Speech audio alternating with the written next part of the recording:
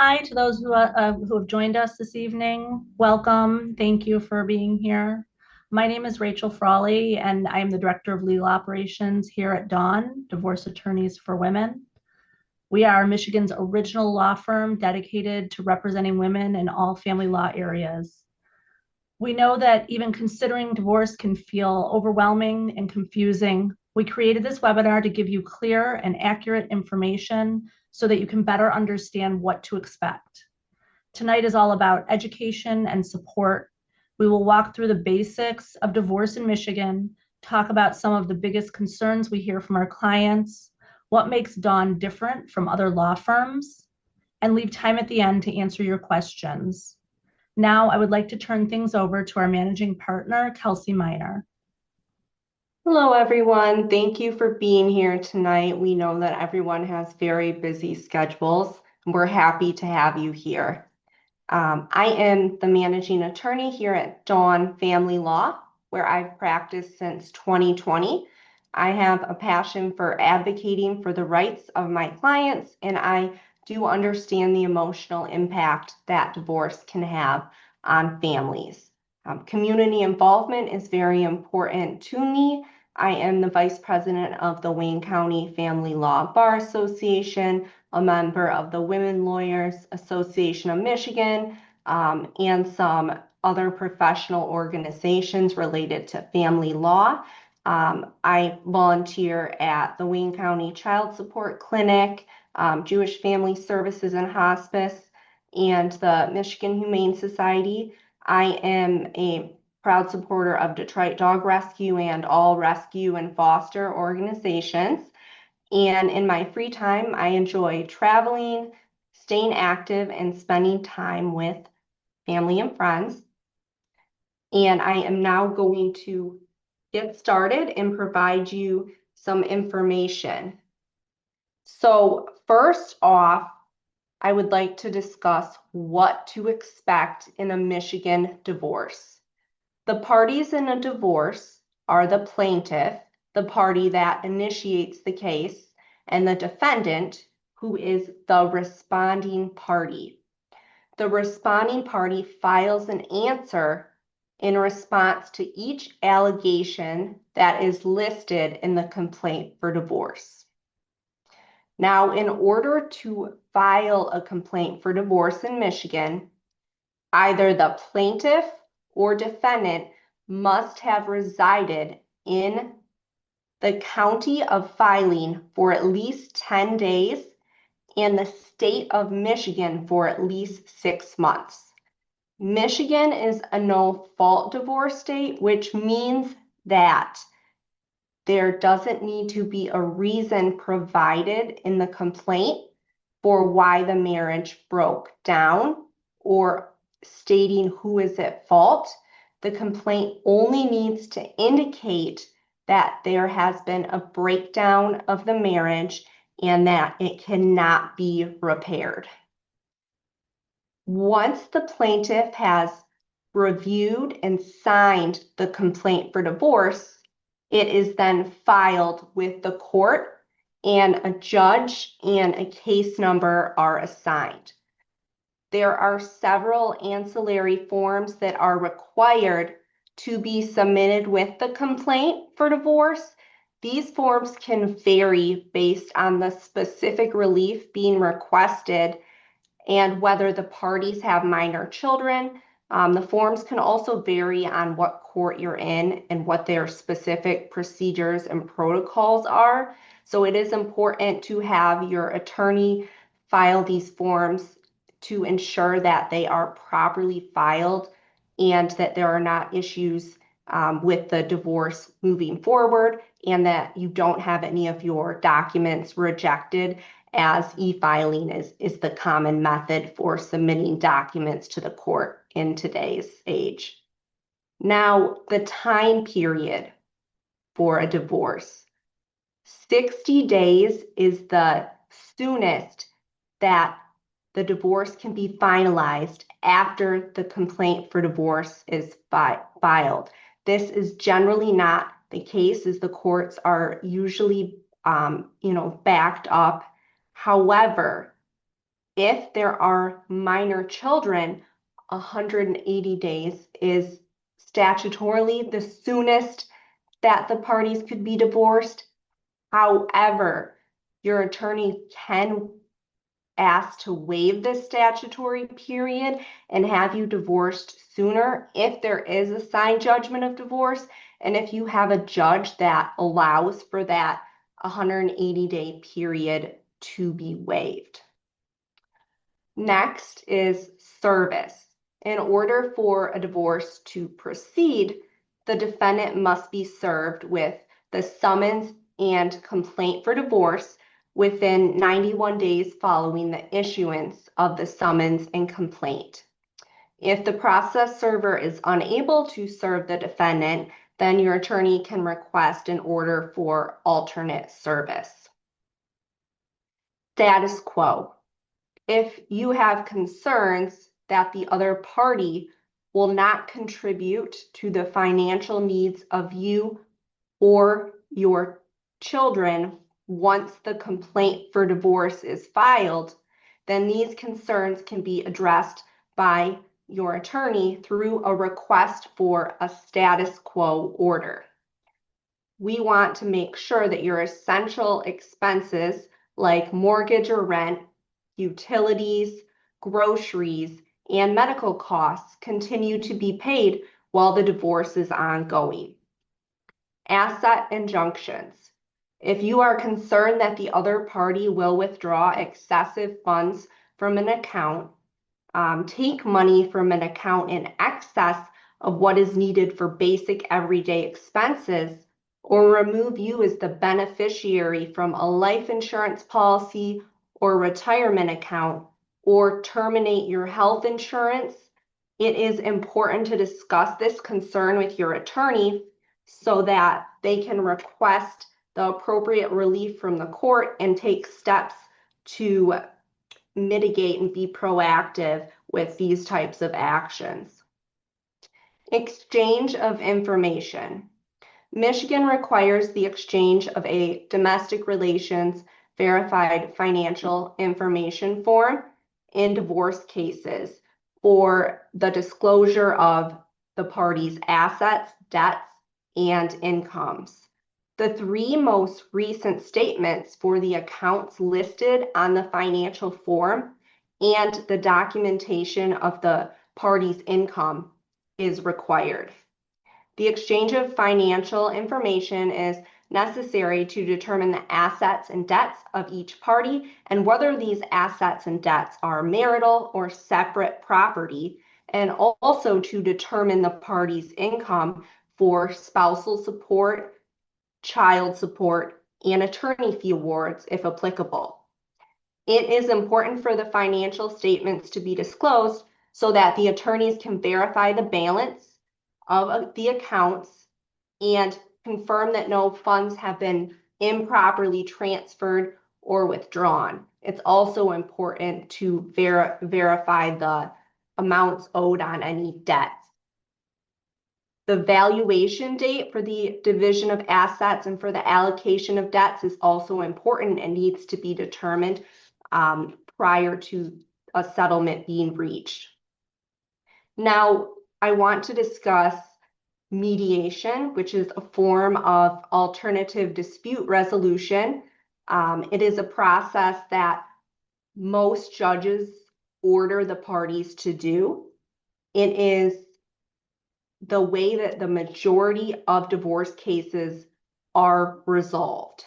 So at mediation, parties attend with their attorney, and a neutral third party called a mediator discusses what areas are in dispute and works to resolve the outstanding issues with the attorneys and the parties. Each party and their respective attorney generally remain in separate rooms, and the mediator will move back and forth between the physical rooms or between the Zoom rooms. It is very important to let your attorney know if you do have concerns regarding domestic violence, as your attorney will make sure that There's not a beginning part where you have to see the other party during the mediator's introduction. We want to make sure that all parties are safe and comfortable at mediation. Um, Now, if an agreement on all outstanding issues is reached at mediation, then the plaintiff's attorney prepares a judgment of divorce that outlines the settlement agreement. The plaintiff will then attend a pro-con hearing, which is a final hearing where the settlement is relayed to the judge and the judge signs the judgment of divorce and finalizes the case. If a spousal support order or a child support order is entered, it would be also relayed to the court at this time and entered and processed. Now, there are required court appearances in your case, which vary based on the county and judge.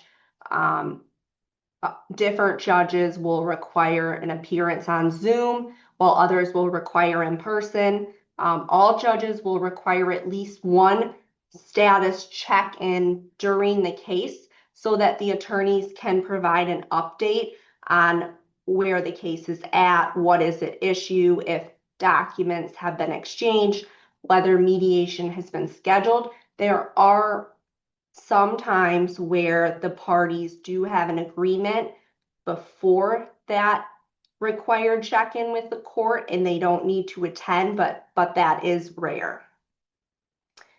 Now, I want to next discuss custody. There are two components of custody: legal custody and physical custody. Each can be awarded solely to one parent or jointly to both parents. Joint legal custody means that parents share decision-making authority as to important decisions affecting the welfare of their children or child. With joint legal custody, the parents have the ability to make decisions regarding where the child attends school, whether the child should have a certain operation or see a certain specialist, and the parties are required to work together to make these decisions. Joint legal custody does require co-parenting and communication. So it is important to speak with your attorney if you do not believe that you and the other party are able to co-parent and communicate without you feeling intimidated or threatened. And there are a lot of resources that your attorney can point you to in regards to co-parenting communication. Now, physical custody defines the primary residence of a child. During the time that a child resides with a parent, that parent is the one that's making routine decisions regarding the child. And the court will make a decision regarding custody if there is not an agreement between the parents. The court will review the established custodial environment and the best interest factors when performing a custody analysis. I will read just a few of these factors for you so you get an idea of what they are. The first factor is the love, affection, and other emotional ties existing between the parties involved. The capacity and disposition of the parties involved to give the child love, affection, and guidance, and to continue educating and raising the child in that child's religion or creed. We also have the permanence as a family unit of the existing or proposed custodial home or homes, the length of time that the child has lived in a stable, satisfactory environment with the parent, and then the mental and physical health of the parties involved is also taken into consideration. Those are just a few of those best interest factors. Of equal importance is parenting time. Parenting time determines what specific time the child or children spend with each parent.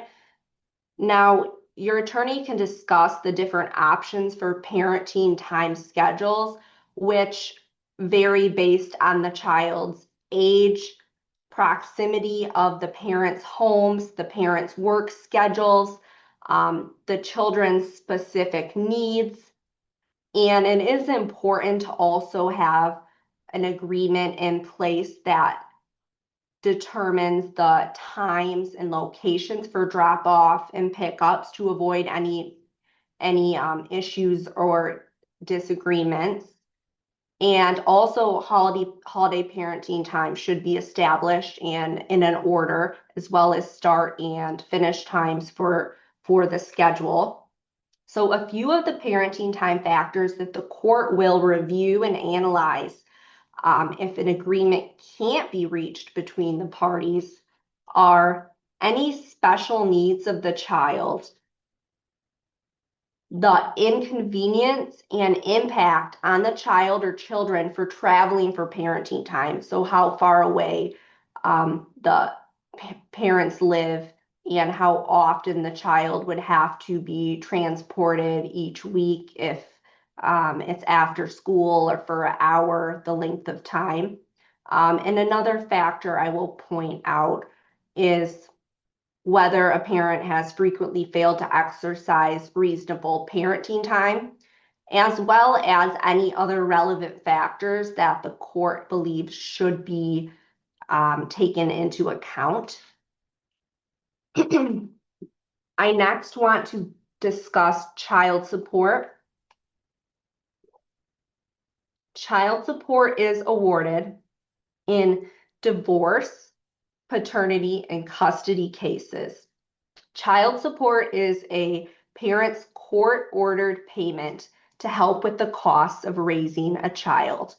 Child support generally stops when a child turns 18. However, child support can continue for a child aged 18 to 19 and a half if the child is still attending high school full-time, has a reasonable expectation of graduating, and lives at an institution, college, or full-time with the parent that receives support. The amount of child support that is ordered in each case is determined by the Michigan Child Support Formula.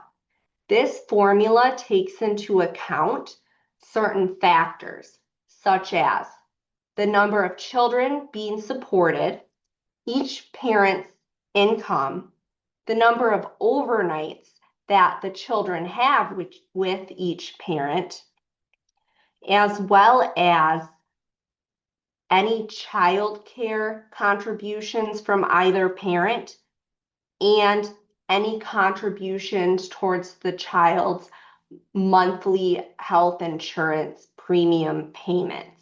The formula also provides for a division of uninsured health care expenses. Often, parents can be resistant to the idea of paying child support and may not be forthcoming about their employment or income.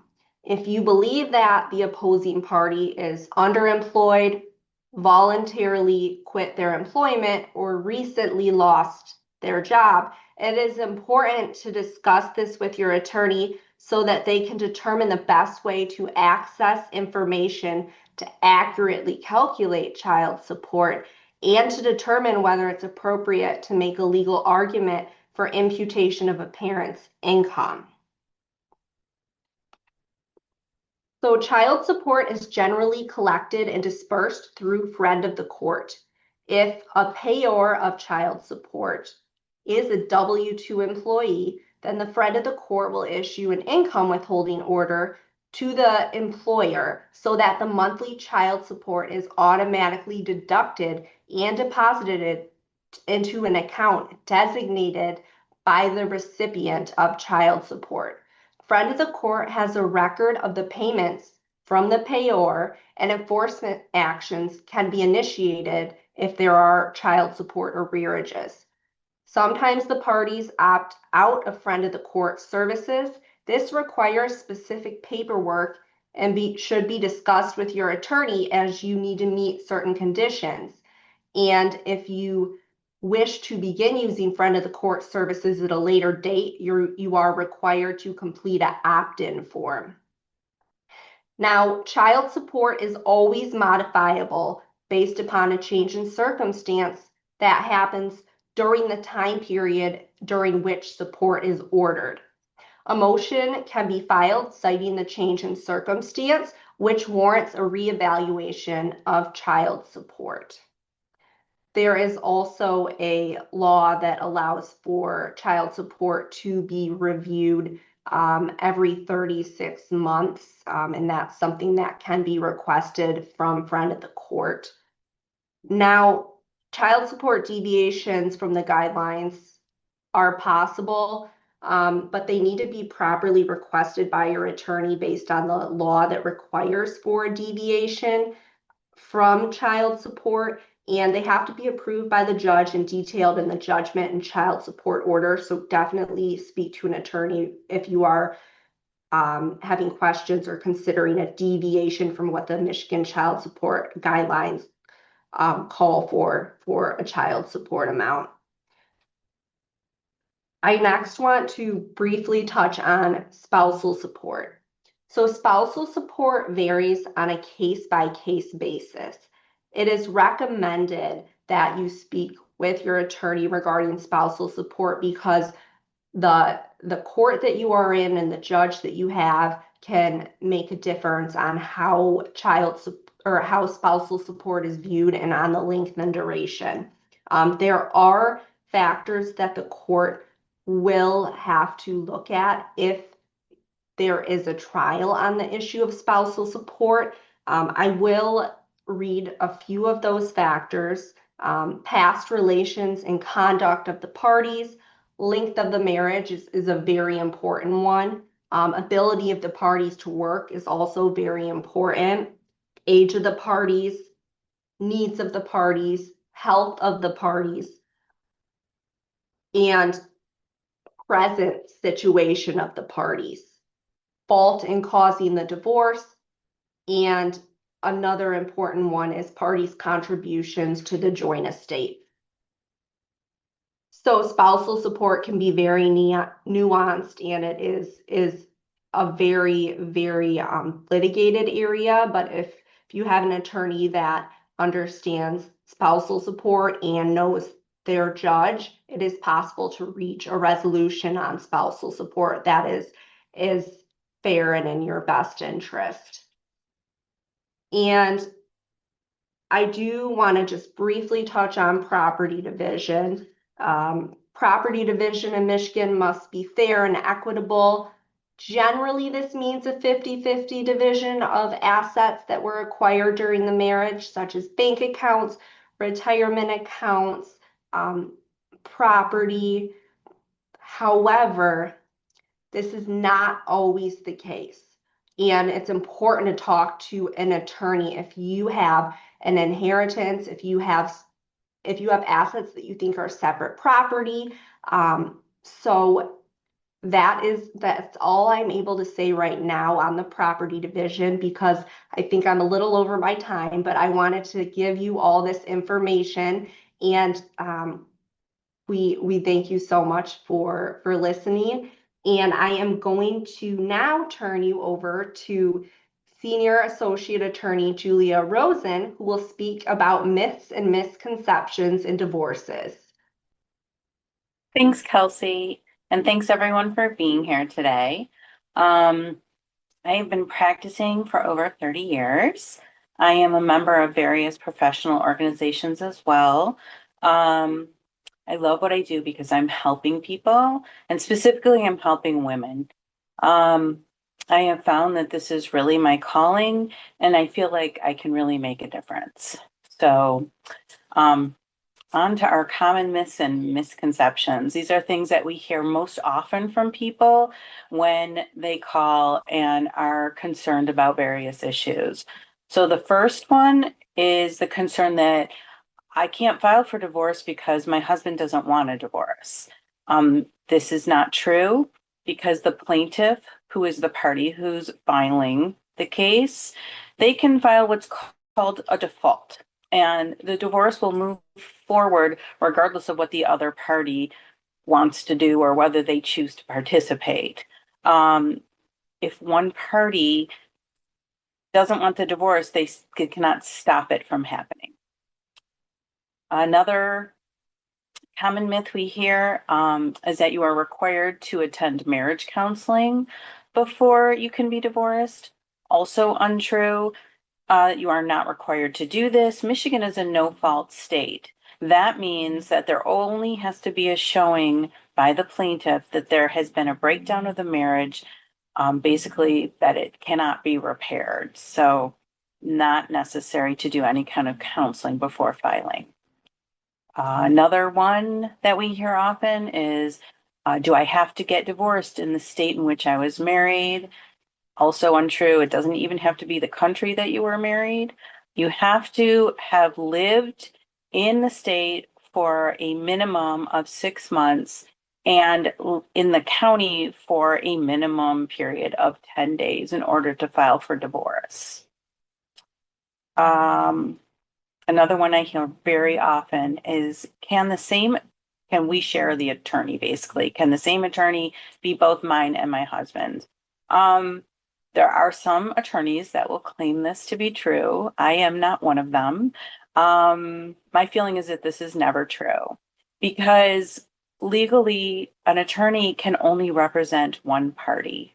Therefore, if let's say your husband hired this attorney and this attorney says, oh, I can draw this up, just let me know what you want, you are not going to get the knowledge that you need because he is not going to tell you, or she is not going to tell you that what you are entitled to.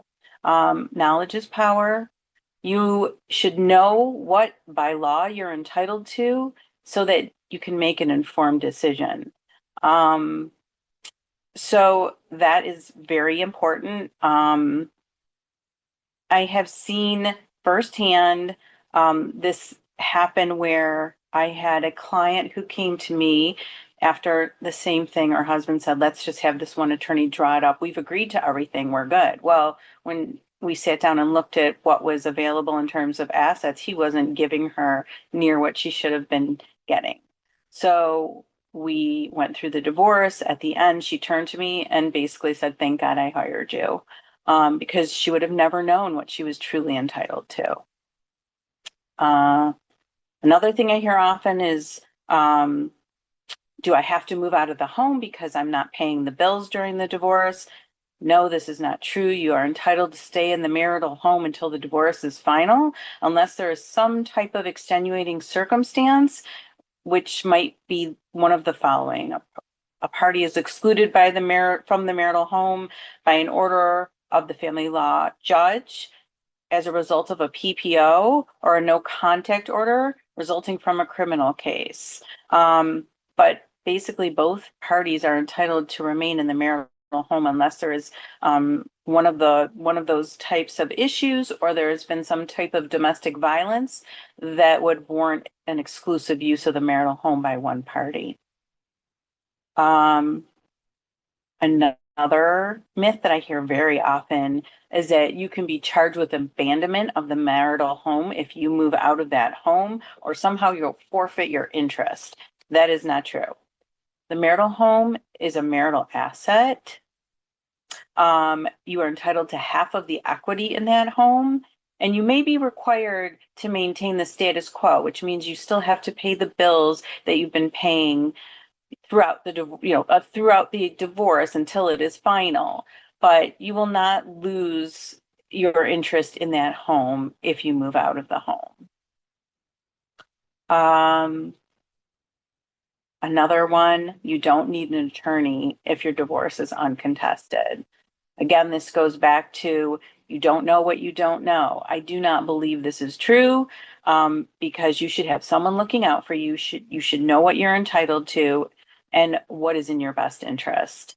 When you don't know what you're entitled to, you can't make an informed decision.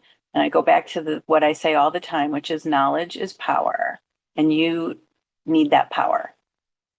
One of the last misconceptions that I hear again very often, my name is not on the title to the home or the mortgage, and my husband says it's mine and I'm not going to get anything. Completely untrue. That home, if it was purchased during the marriage, regardless of whether you've made one or none payments on that home, that is a marital asset and you are entitled to half the equity in the home. Even if one party purchased the home before the marriage and you've lived there during the marriage, you would be entitled to the equity in the home for the period of time that you live there. So those are the most common myths and misconceptions. Now I'm going to turn it over to our junior associate, Catherine Douglas, who is going to discuss the documents that are helpful to begin the divorce process. Thank you, Julia. Hello, everyone. Thank you for being here. I'm Catherine Douglas. I'm the junior associate here at Dawn. I went to the University of Cincinnati College of Law in Cincinnati, Ohio. Go Bearcats. But don't worry, I'm not an Ohio State fan. I've been practicing family law for almost 8 months now, under the guidance of these wonderful women here on your screen. And as Julia said, today I'm going to talk about what you can do before filing for divorce to make the process a little bit smoother. Unfortunately, there's no way around it. The divorce process is complicated and emotionally taxing. As with all such situations, the best thing that you can do for yourself is to be prepared before you get started. First things first, it's a good idea to gather your financial documents.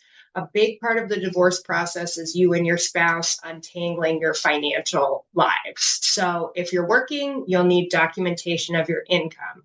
If you have like a regular hourly or salaried job, you're going to need to download your 3 most recent pay stubs and make sure you have a copy of your most recent W-2. If you own your own business, have your business bank records ready to go. And if you're a contractor, get your 1099s organized. If you get Social Security disability, or are on unemployment, have a copy of your most recent benefit statement or verification letter. You'll also need your most recent federal and state tax returns. You'll also want to gather any up-to-date statements for any financial accounts you have as well. This includes any retirement accounts like IRAs, 401ks, 403bs, 457bs, pensions, etc. You'll also want any brokerage accounts, any stock portfolios. You'll want your most recent statements for those as well. Additionally, you'll want all of your statements for your bank accounts or credit union accounts. Your next step would be to run a credit report or collect statements for all of your debts. Debt statements include credit cards, personal loans, auto loans, or also car leases, your mortgage, as well as any medical debt that you have. It's also helpful to speak with a financial advisor about what your financial needs will be after you're divorced. Not only is it practically helpful, but it can also just sort of demystify the unknown and hopefully make starting a new chapter a little bit less scary. Something that we are frequently asked is, my husband or my spouse has all of the bank accounts in their own name. I don't have access to them. Do not worry about that.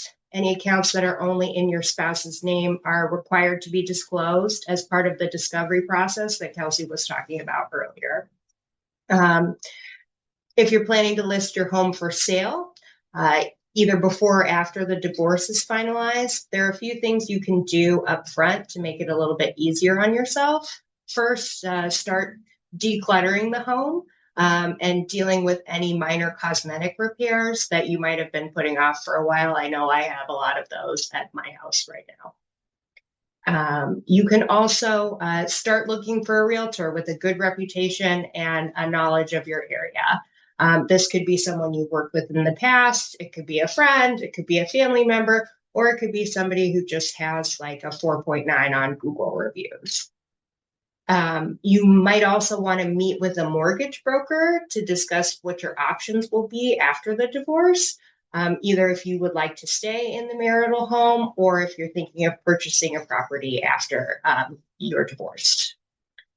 And finally, while we here at Dawn want to make the divorce process as smooth and efficient as possible for you, that's unfortunately not always possible.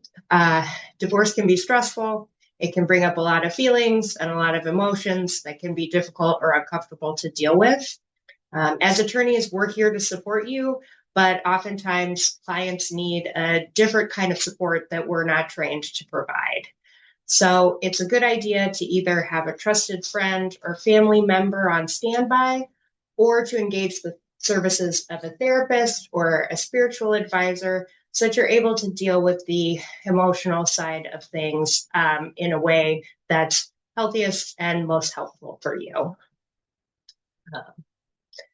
Back to you, Julia.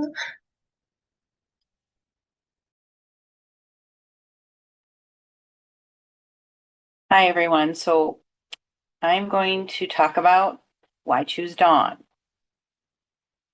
Well, we only represent women, and we've been doing it for 33 years. We do it well. We specialize in women.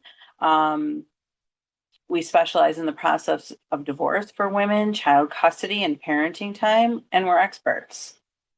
And we are in tune with the needs of women and children. We ensure that you understand your rights because, again, knowledge is power and information is key. We provide emotional support during this very difficult process. And sometimes this alone can make all the difference. Not only do we provide top-notch legal and emotional support, but we ensure that you're set up for the future. We provide resources as necessary, financial advisors, counselors and therapists, domestic violence resources, tax advisors, whatever may be necessary in any individual case. It is very important to us that our clients feel that they can raise any concerns at any time. We ensure a high degree of professionalism. Our clients are timely provided with documents. All questions and emails are answered in a very timely fashion. We really focus on the attention that is given to you, ensuring that you feel heard and informed and supported throughout the entire process. We often receive calls from, unfortunately, clients asking us to fix sometimes what other attorneys have not done correctly, or because they don't feel supported and informed, and that is something that is needed. We also work as a team, which is not something that I hear often in other firms. So we share information, we talk about our cases. So essentially you get the experience of all of us together. And it is very, very helpful to have that extra ability. And, it's a wonderful thing. And it's also part of why I love working here. We also get calls from women who consulted with us, but then chose to go with another attorney. And then they found that they did not receive the quality of service or the level of attention that they needed, and they come back to us. Some firms also quote a lower retainer to get clients in the door. We feel that our retainer is set at a level which is appropriate because we're not going to be asking you for more money in 2 weeks. So that is something to look for as well. We do not overbill, and we only spend time on what is needed and what is necessary.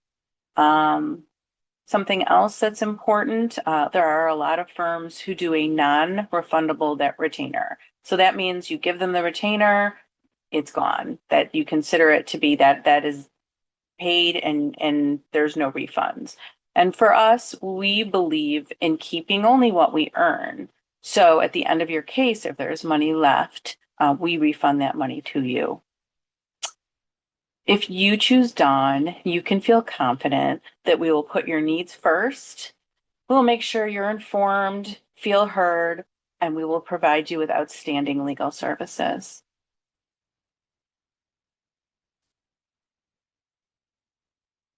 Do we have a question and answer period now? Yes, we So- do. Okay. All right, so I just have a few Q&As. So the first, will I have to go to court in person? So that will depend on who your judge is. We always make sure to keep you informed about when the hearing is, where it is. If there are Zoom instructions, we want to make sure that those are provided to you ahead of time. And if you do have one of those few judges that requires you to go in person, we make sure you have the address, are comfortable with parking, and know where to meet the attorney. My next question is, what if I don't want to talk to my spouse about the divorce? If you don't want to talk to your spouse about the divorce, you do not have to. All communications regarding the case settlement can go through the attorneys.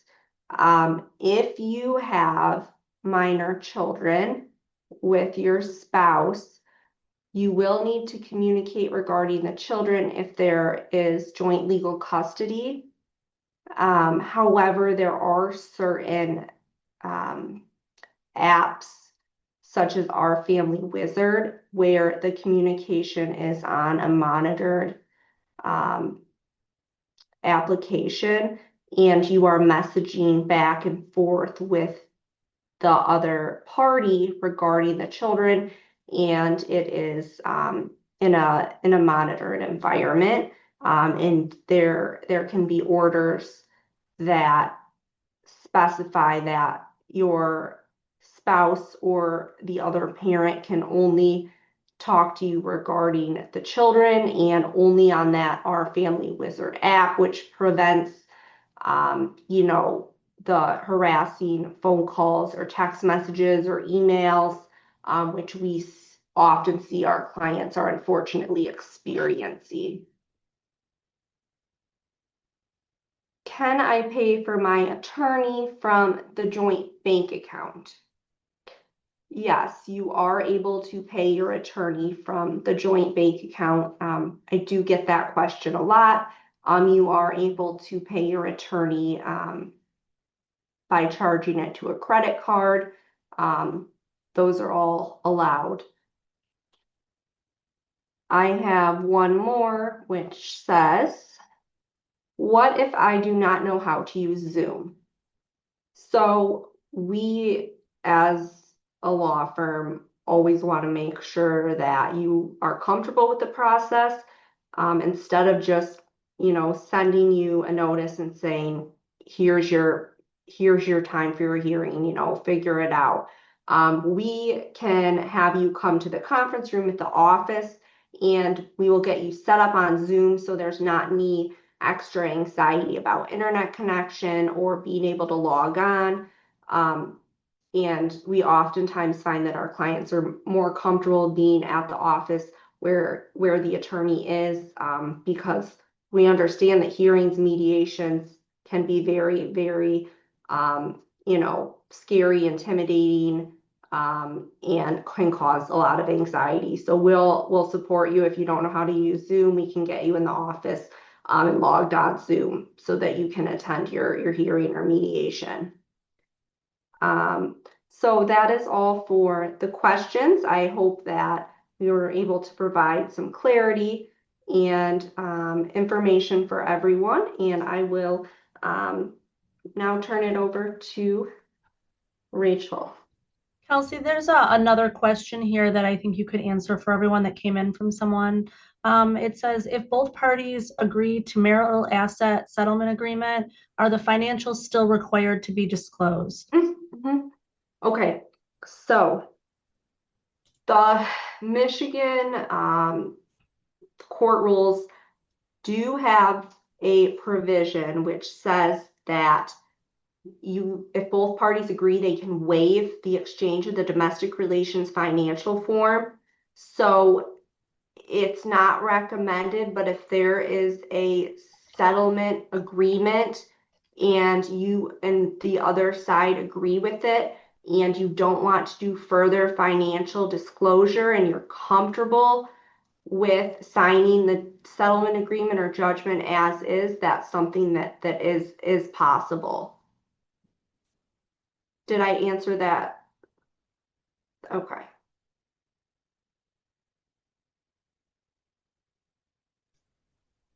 Okay, so I think that's it. There was another question somebody asked that's kind of personal. I did type an answer, I'm assuming you're still listening, that I think it would be better answered by one of our attorneys over the phone or in person. So if you'd like to give our office a call, we do offer a free 20-minute consultation. We do those over the phone, in person, or via Zoom, whatever you're most comfortable with. Just want to let everyone know, because I think it's super important to who we are.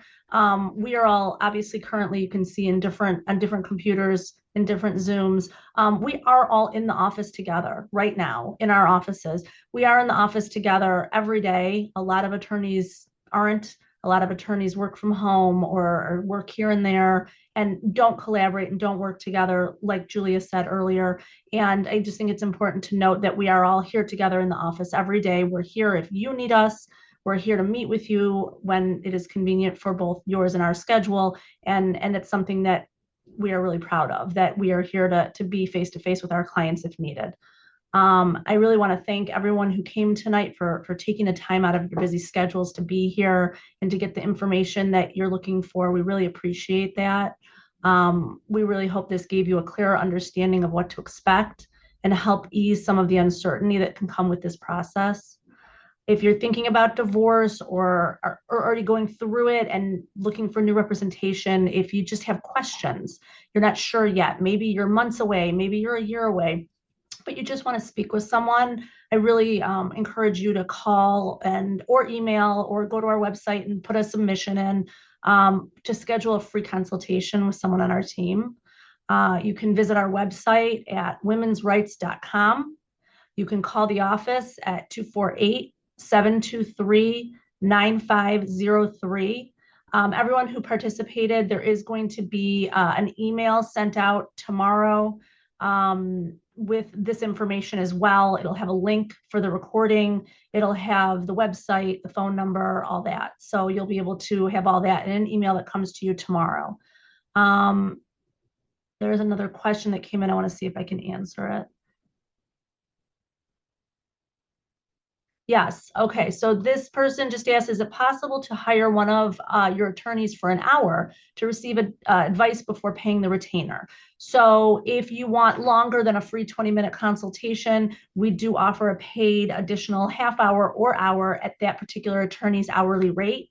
You pay that ahead of time. You have that time with them to answer your questions in a much, deeper time period, can be more thorough with what they go through with you. And then after that, if you decide you want to retain, you can do that. And so I think that is all we have for tonight. Thank you again for being here with us. And we're here if you need us.